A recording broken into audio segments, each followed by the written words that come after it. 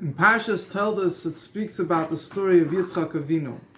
The Torah emphasizes at length how Yitzchak dug wells, and the first two wells that he dug, there was contention, there were fights. The Philistines, the Philistinians, claimed that the wells belonged to them. First well was called the Asek, which means contention. The second well was called Sitna, which means hatred. Until finally he moved away, Vayatik Misham, he moved to another location, and he dug a third well, and they did not fight over that well. And he called the third well Rechoves. Rechoves means expansiveness, broadness. He says that now the Eibishter, Hashem, expanded for us, and we will expand, we will multiply in the land. The commentary of Ramban explains, based on the famous concept, that all the stories that are mentioned in the Torah regarding Avraham, Yitzchak, and Yaakov, regarding our forefathers, are not just merely stories, but they are reflections, and they are empowerments for the Jewish people to show them the way and to pave the way for their future history. So when Yitzchak was digging the wells, what does the well represent? The well represents a source of living water. We know that the Hashem, godliness, is called the Makar Mayim Chaim, a source of living water, and the place of the world where godliness was revealed, through which the water flowed to the rest of the world, was the Holy Temple, was the Beis HaMikdash. The digging of wells that Yitzchak did represented the revelation of godliness in the Beis HaMikdash, in the Holy Temple. We know that historically there were two temples. The first temple was built and lasted for 410 years, and it was eventually destroyed. The nations of the world eventually destroyed it. Why did they destroy it? Because there was contention. The contention that existed between the nations of the world and the Jewish people that led to the destruction of the temple originated from the contention within the Jewish people themselves. There were sins, there was hatred, there was contention between the Jewish people and Hashem and God. They were serving idols and so on and so forth.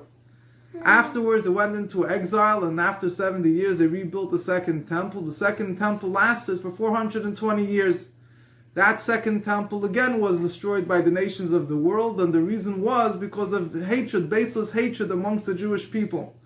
So this is the meaning of the first well is called contention, and the second well is called hatred, which represents the hatred that existed between the Jewish people amongst themselves, which caused the nations of the world, which allowed the nations of the world to come and destroy the second temple.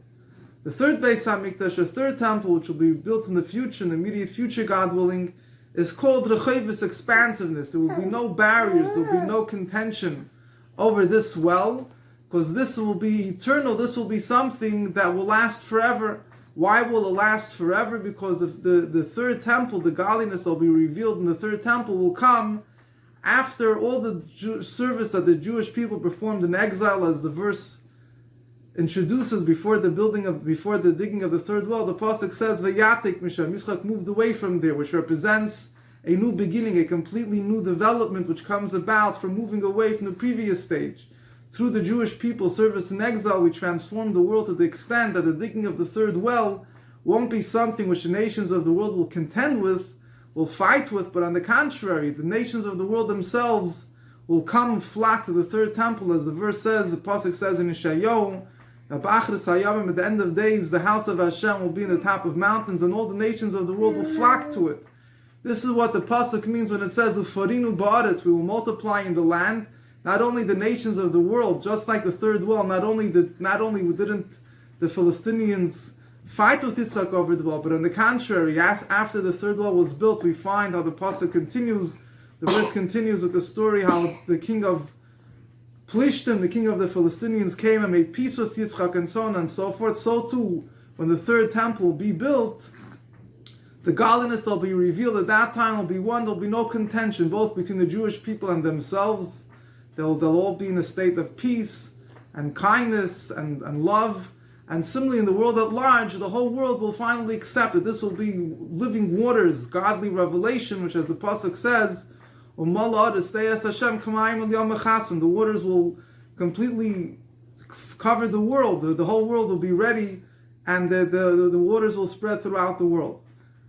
What is the lesson for us? The lesson for us is a number of points. First of all, it shows us that the importance of overcoming the challenges that brought about the destruction of the first two temples, which were based on sins between man and his fellow, baseless hatred, sins between man and Hashem, serving idols, worshipping other entities besides Hashem.